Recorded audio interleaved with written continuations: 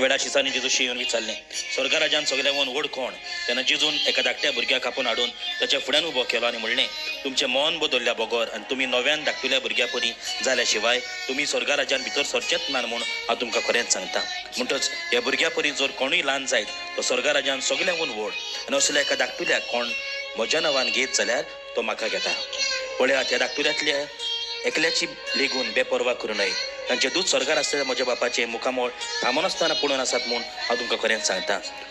तुमकां कितें दिसता? कोण एकल्या मनशा कडेन 100 शेळयो आसल्यो आनी तातूंतली एक सांडली जाल्यार 99 दोंगराचेर सांडून हिनांतली पेल्यान सोडल्या तिका तो सोदूंक वचना, आनी ती मेळ्ळी जाल्यार सांडूंक नासलेल्या 99 शेळ्या परस हिचे विशीं तो अदीक खुशाल जाता म्हूण हांव तुमकां खरेंच सांगता.